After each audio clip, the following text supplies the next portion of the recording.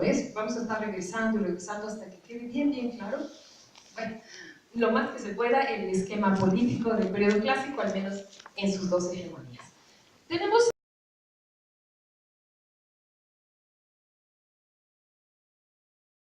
ciudades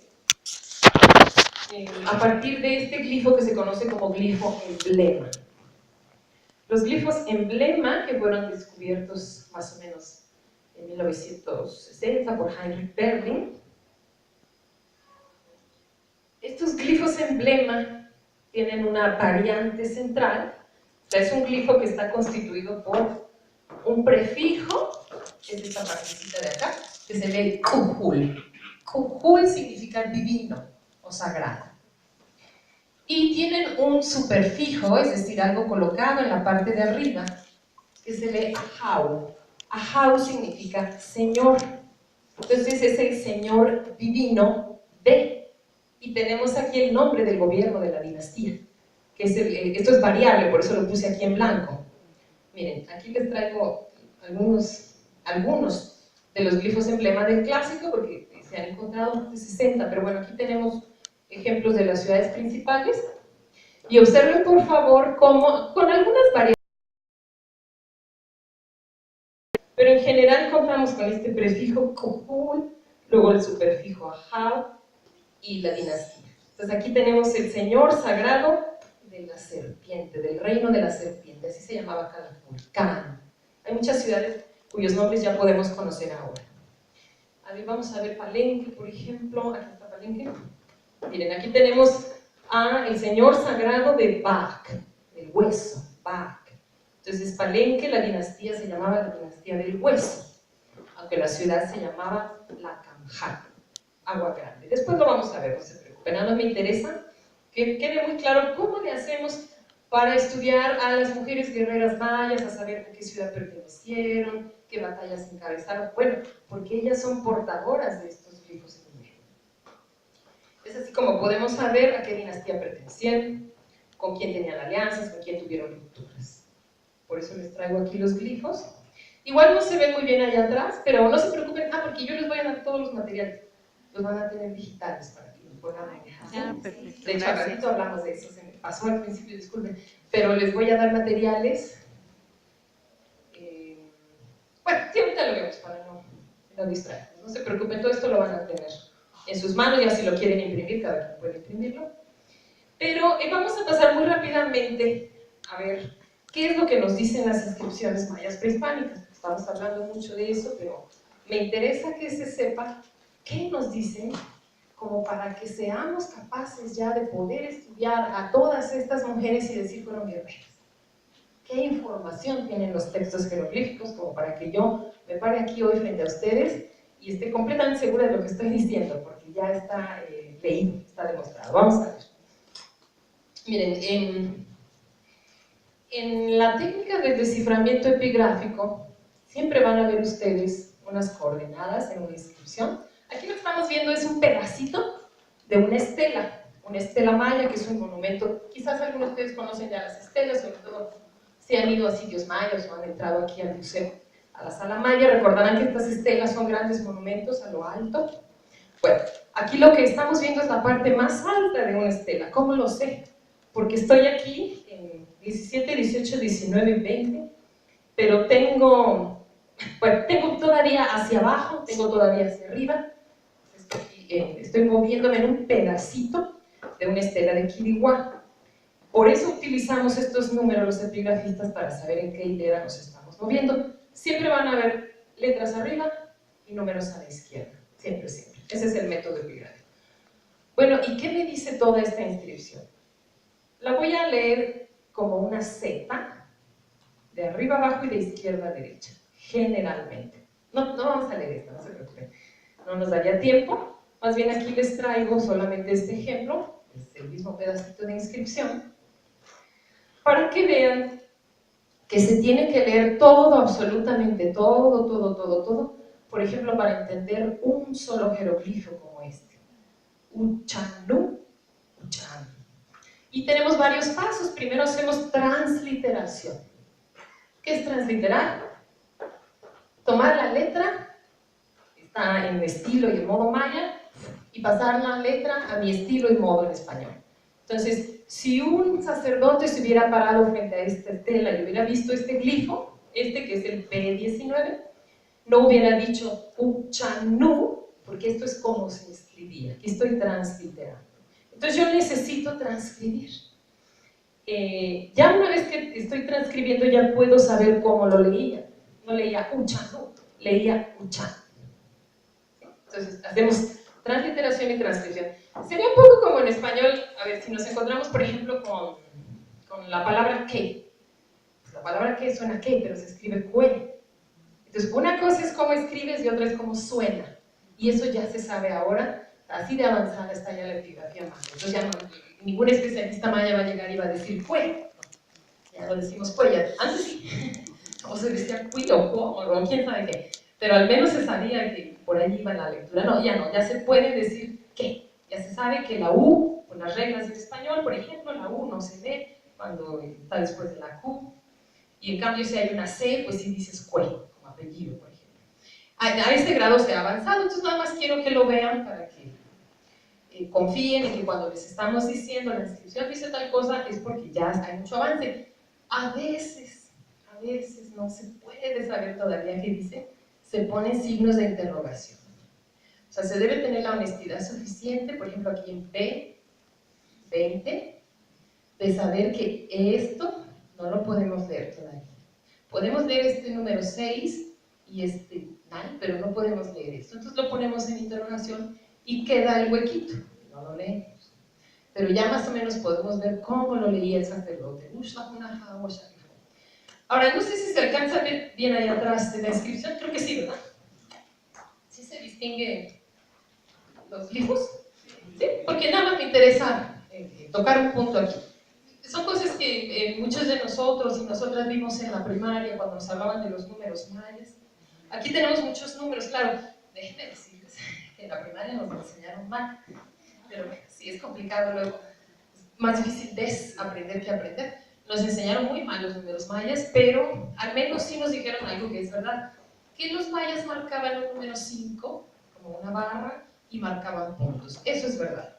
Entonces aquí, por ejemplo, no sé si observan que tenemos 3 puntos y 3 barras.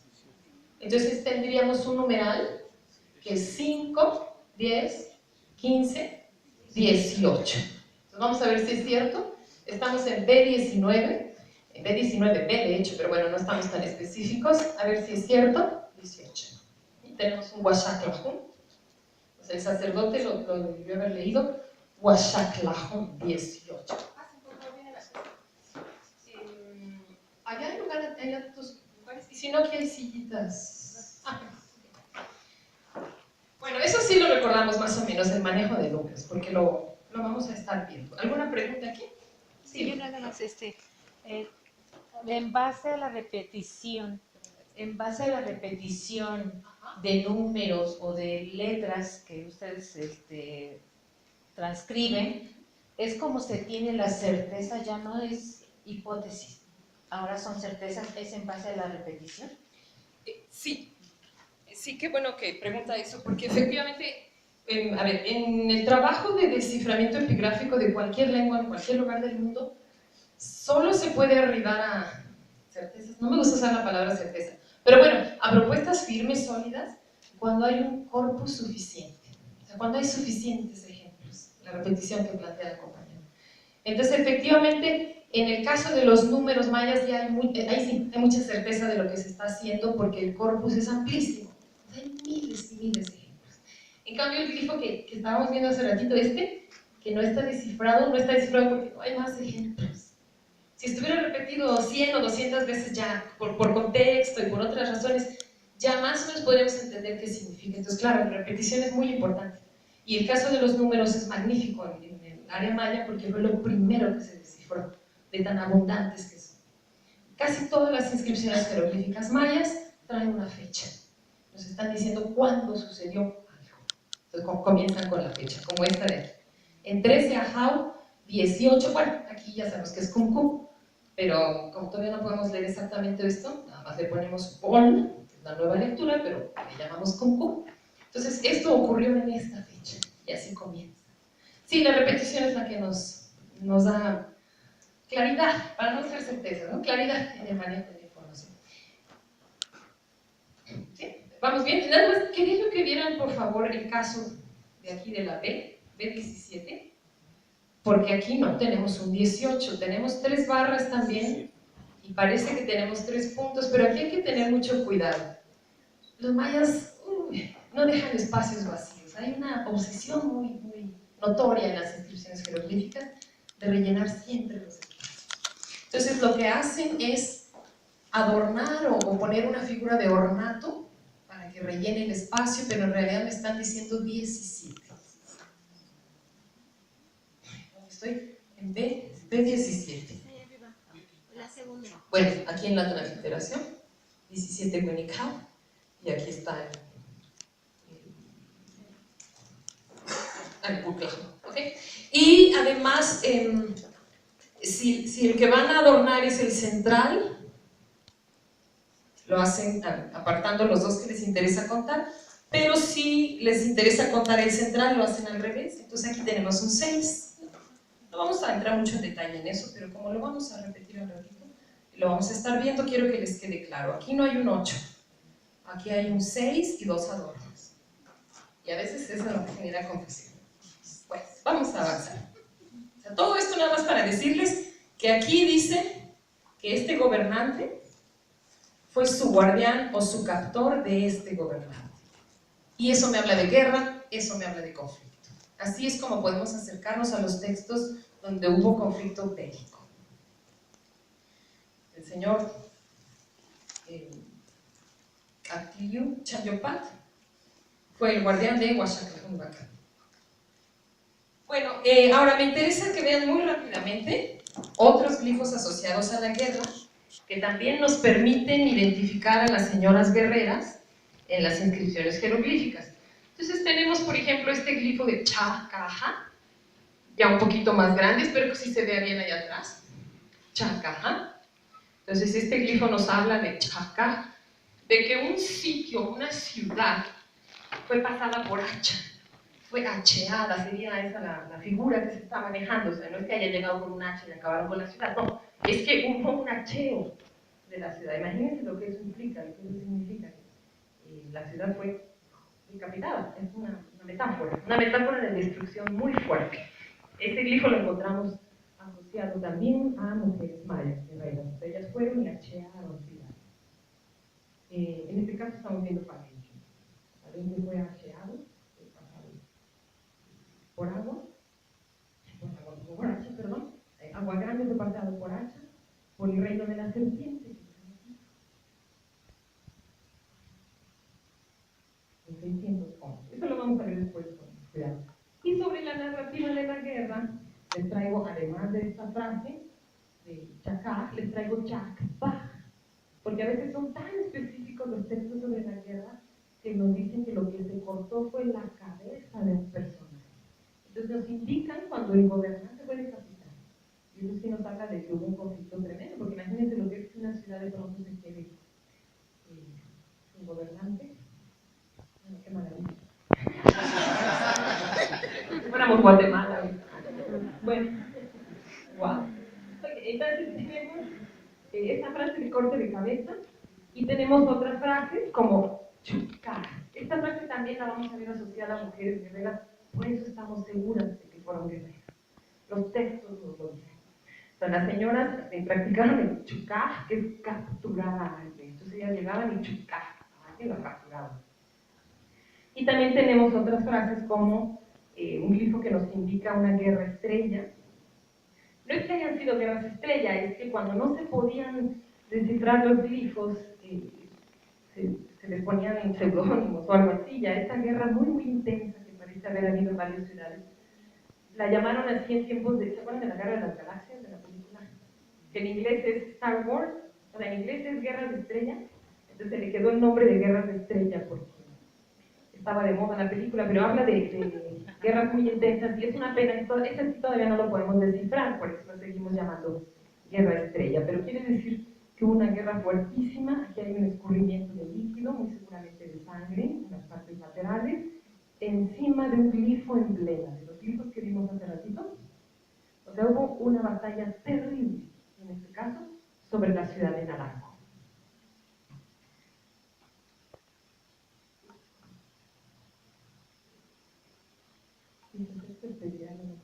Así tenemos entonces marcados los glifos que nos indican batallas, guerras, conflictos muy severos. También en la narrativa de la guerra, y también asociado a mujeres, se pueden encontrar estos glifos que me hablan de otras formas de batalla. ¿Saben qué pasa cuando se estudia la guerra maya, la guerra entre los mayas? Que todavía es muy difícil entender cómo eran las batallas, que no tienen nada que ver con muchas de las formas occidentales violentísimas y sin honor con que se practica la guerra actualmente, por más que haya tratados de Ginebra y presuntos acuerdos honorables. No es así. La guerra suele ser falta de honor y además, generalmente cuando hay guerras, son guerras imperialistas, colonizadoras, que destruyen, que acaban con los lugares. No es el caso. Incluso en momentos en que llega y se dice que se destruyó una ciudad, no necesariamente se destruye la ciudad, sino la dinastía. Pero la ciudad sigue viviendo y tiene que empezar a dar tributo. Entonces es muy complicado todavía hablar de guerra, entendiéndola a fondo. Pero pues en eso están muchos especialistas tratando de entender qué implicaba que tú fueras y tomaras cautivos. No quiero decir que fueran bonitas, no hay guerras bonitas, ¿no? Eran guerras durísimas, pero el sentido del honor con que se peleaba era otra cosa. Pensamos que al frente de las batallas simplemente pues iban los gobernantes, imagínense Obama encabezando un bombardeo. En realidad no, eso ya no ocurre, ya no hay honor en las guerras, y el sentido del honor en las guerras mesoamericanas es muy interesante, hay que estudiarlo a fondo. Y así peleaban las guerreras que vamos a ver. A veces lo que ocurría era que caía el escudo y el pedernal de alguien, o sea, su ejército. Porque también en Mesoamérica se usa mucho el bifrasismo, dos frases en una. Como aquí en el Centro de México han oído hablar del Alt-Tepetl, por ejemplo, estamos viendo. ¿Dónde va a prender la luz? Miren, es que hay un... O sea, hablamos del Altepetl, por ejemplo, aquí en el centro de México. Esto es muy, muy mesoamericano. Cuando hablamos de Altepetl, en realidad tenemos dos palabras en una. Tenemos Atl, que es agua, y ya saben lo que es Tepetl. Cerro, perfecto. Entonces, no lo voy a acentuar porque lo estoy poniendo en agua aquí. Tepetl, cerro. Pero en realidad cuando oímos hablar del Altepetl no estamos oyendo hablar del Cerro del Agua. Así lo traducimos, Cerro del Agua. No, es una metáfora, es un difrasismo metafórico que tiene un segundo sentido detrás, que significa ciudad, por ejemplo.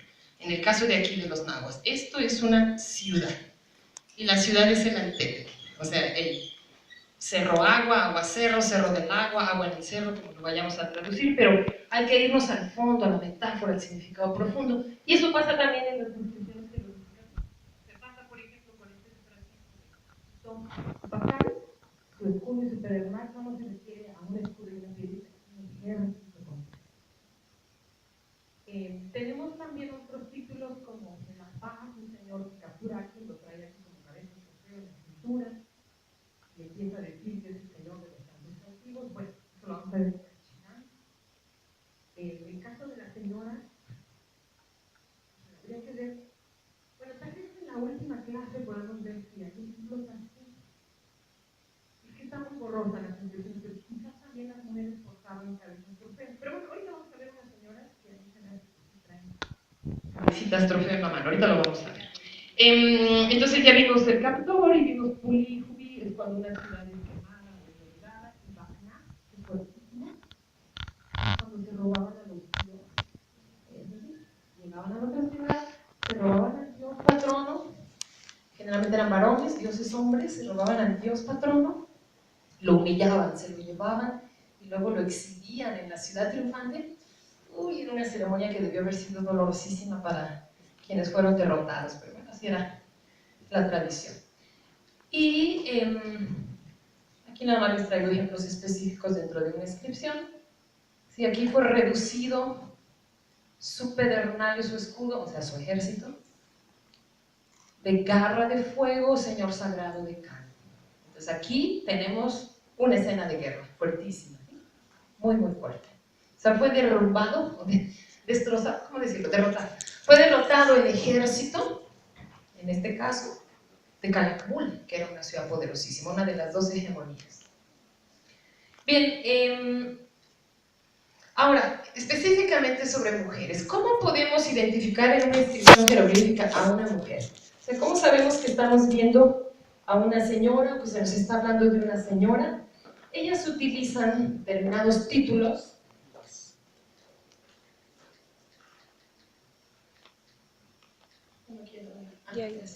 Determinados títulos que suelen estar asociados mucho más a los hombres. Por ejemplo, a Jau, Cúpula Jau, Calonté y Ochquín Calonté. No sabemos todavía qué significa Calonté, pero es un rango militar importantísimo, militar sacerdotal, y adivinen de dónde llegó, de Teotihuacán. Fueron los teotihuacanos los que en el año 378 llevaron al área maya este título.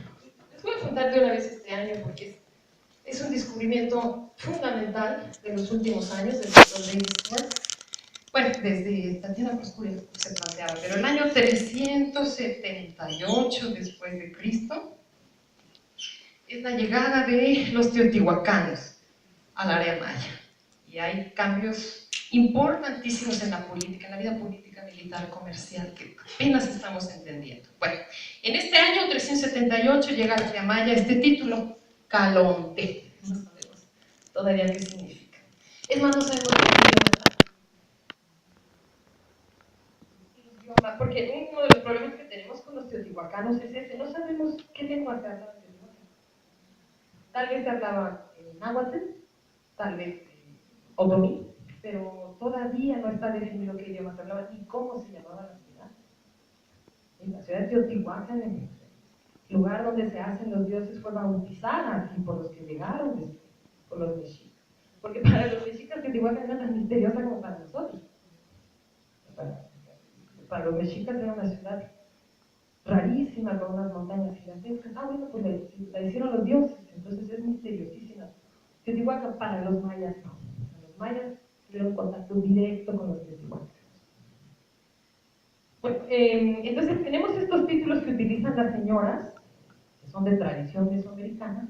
Tenemos el Yahau, que es una especie de, ¿cómo decirlo? Subalterno, un militar subalterno, no sé. Es que yo ni siquiera me sé cómo funcionan los ejércitos. Después del general coronel, 3.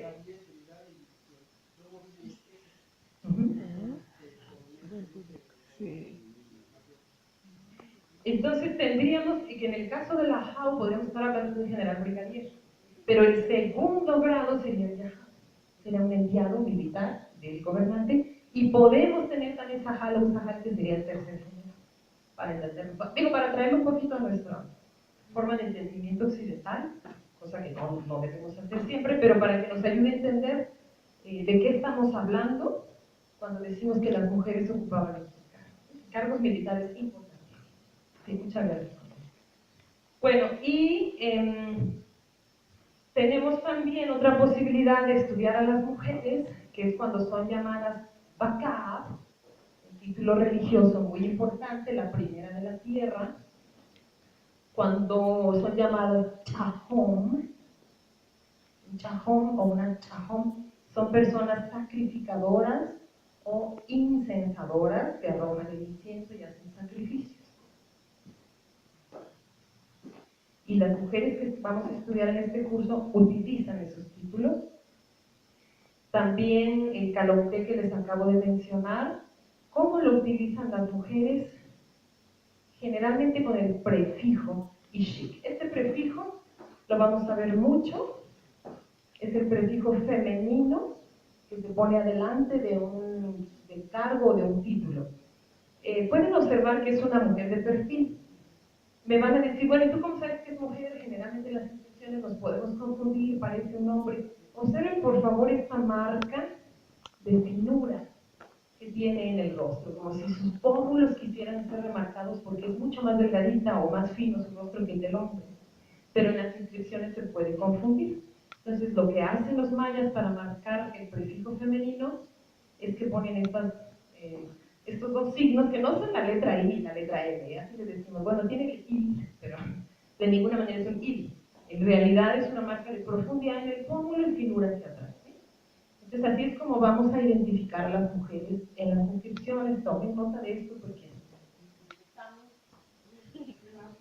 en el examen final. No, es cierto, no voy a dejar. Pero sí, tomen nota, por favor, porque es muy importante entender esta parte para el ejercicio que vamos a hacer a ratito después del café. ¿Podrían poner un poco el aire o abrir puerta, por favor?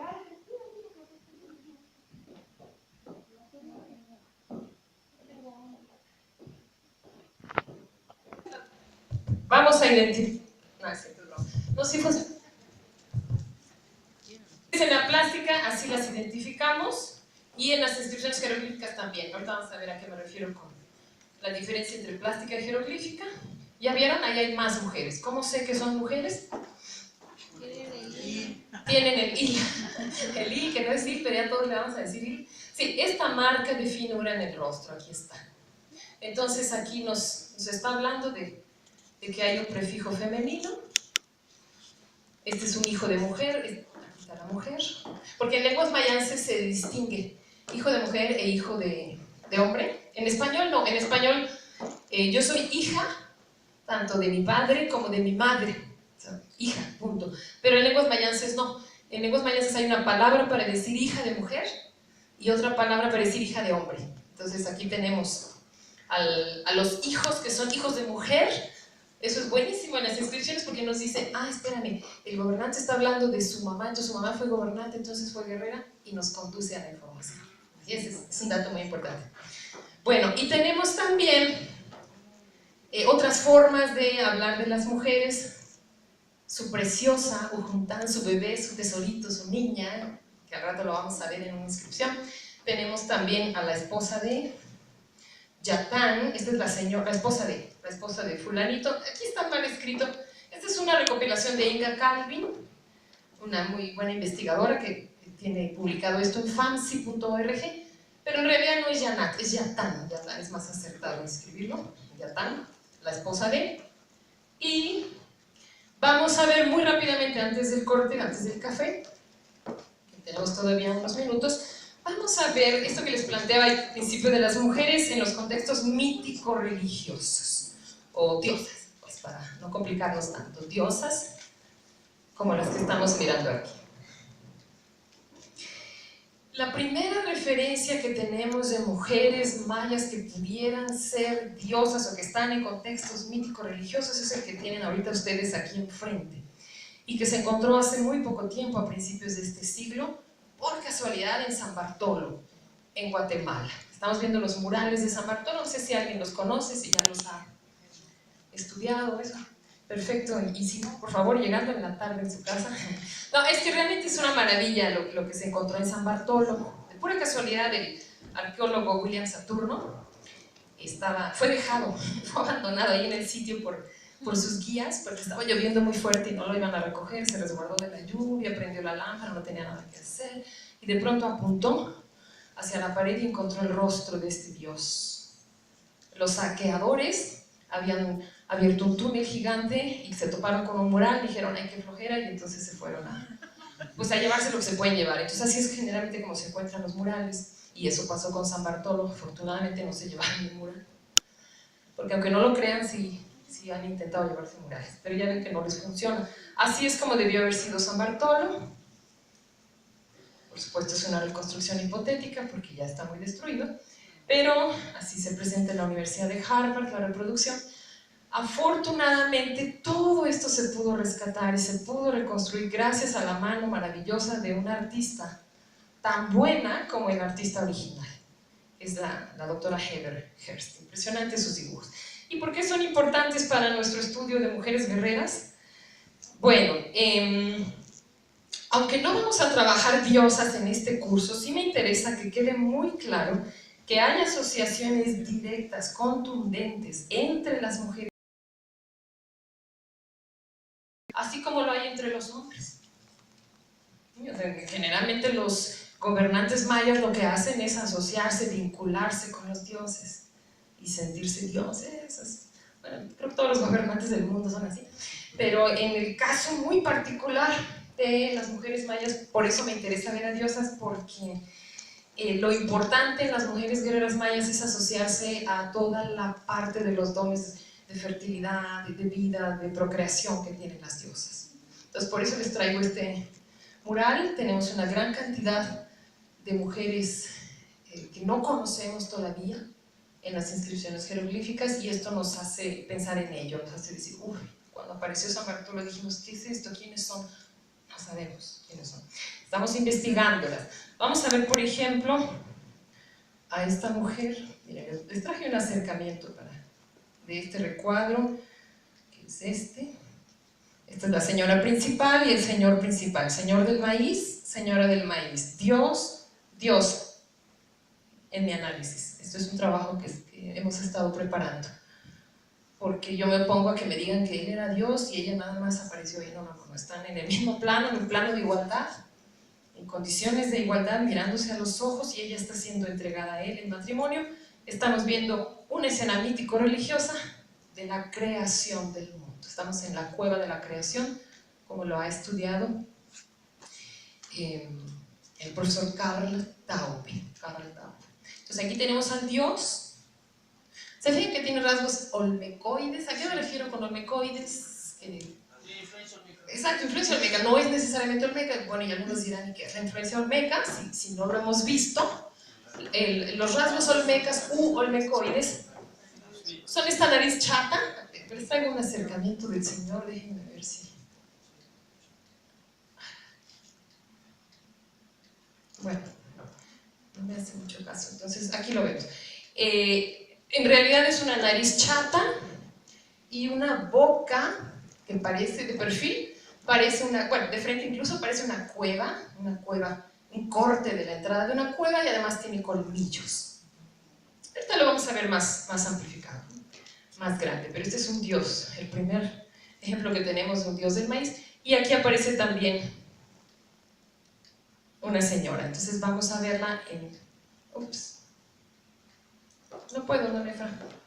No sea malito, le da la siguiente. Ajá, y la siguiente. Y la siguiente.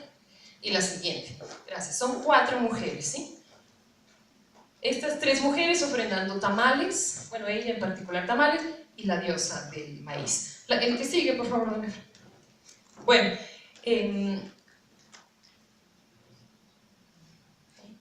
la que sigue, don Efra. Ahí está, gracias. Entonces, en un acercamiento vemos algunos rasgos, atributos diagnósticos, rasgos característicos que me interesa mencionar muy rápidamente, no nos vamos a detener. ¿Cómo distinguimos a las diosas, a las señoras míticas, de ambientes míticos religiosos, de las humanas? Ustedes me podrán decir, oye, Eugenia, esa señora es humana. No es humana, es diosa. ¿Cómo lo sabemos? En primer lugar, uno de los atributos más comunes para identificar a estas diosas es que suelen aparecer desnudas. Es muy raro encontrar a una mujer terrenal desnuda. Es rarísimo, rarísimo. No digo que no haya ejemplos, pero son escasos. En general, las mujeres mayas aparecen con una vestimenta a veces muy sugerente, muy sexy, de pronto es transparente, está, no sé, los hombros destapados, está insinuando un poco que va a mostrar el cuerpo. No lo muestra generalmente. Las diosas no tienen problema. Las diosas suelen mostrar la parte superior del cuerpo como si nada, o todo el cuerpo, no hay problema. Entonces aquí tenemos una mujer desnuda, es el primer atributo diagnóstico de diosa. Además se le ven las piernas, se tiene minifalda. Las mujeres mayas usan falda larga, la rodilla no la muestran. Cuando vemos faldellín o faldita corta son hombres. Aunque usted cortaba la parte de arriba y no podamos ver más, si tú ves una falda corta, terrenal, es un hombre. En la falda larga es de la mujer abajo de la rodilla. En cambio la diosa puede enseñar todo. Y además, aquí tenemos boca olmecoide. Este es un atributo diagnóstico muy importante que me dice que no es humana. Tiene la boca como una cueva cortada, el corte de una cueva.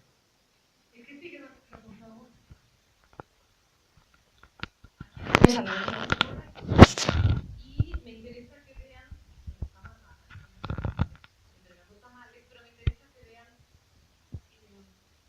el amarre, exacto, un amarre muy temprano que es el 15 de noviembre. Tan temprano,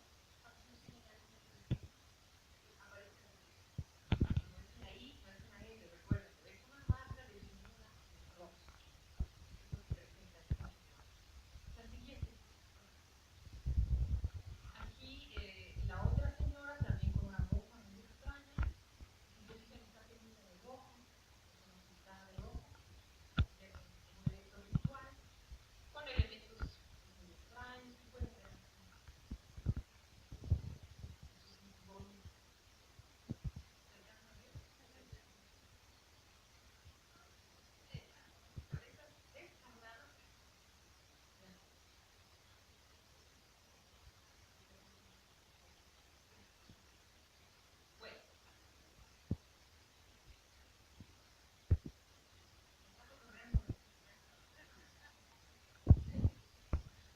Entonces tenemos aquí a la señora, un ejemplo también muy relevante, además estéticamente fíjense cómo Charlos entonces es una diosa. Entonces ella está completamente desnuda, salvo que estoy estudiando la zona del pubis, quizás por una concha que después tiene velando ahí en la Yucatán, es lo mismo, porque es un poco diferente, pero bueno, la tenemos prácticamente desnuda. Y aquí está la marca de figura de Dios. Tenida de rojo, tiene frente al Dios de Dios. Pero ¿qué observan en ella? Sus rasgos son mayas. Esta maldita es maya. Ya no es.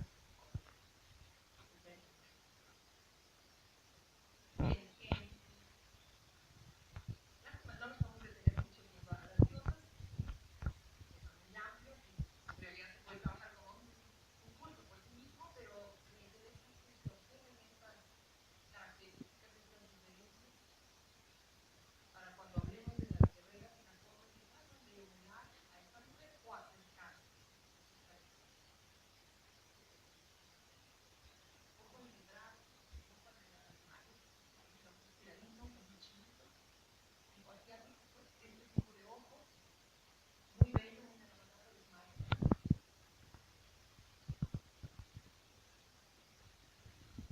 Tenemos un poquito en un plano de igualdad con el dios de Maya. De hecho, hablando los dos, podría ser un antecedente de la biblia de la palabra. La biblia de la palabra, bueno, quien ha trabajado en México, quien conoce un poco más de Mesoamérica, habrá oído hablar de este espíritu de la palabra, la biblia de la palabra.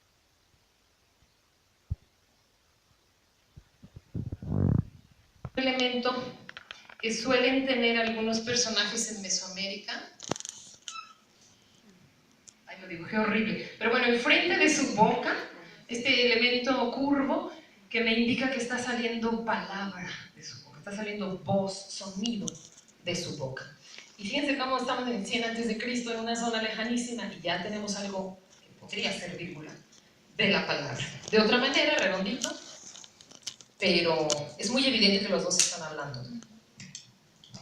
Bueno, no nos vamos a detener, me sigo, nada más quería que vieran este tipo de imágenes, porque traigo muchas más imágenes de diosas y de señoras, pero en realidad la diosa, bueno, iba a decir la más importante, no sé, no me gusta, bueno, una diosa importantísima entre los mayas del periodo clásico es la diosa lunar.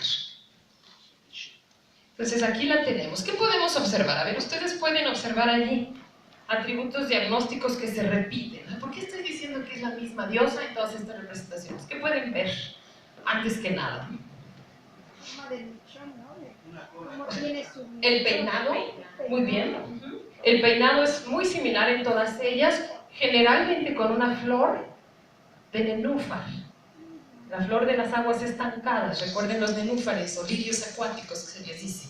Esta flor blanca de nenúfar lo suele traer ella en el tocado, no en todos, pero generalmente lo trae. ¿Qué más? O sea, ella lo que está cargando en sus brazos? ¿Cuál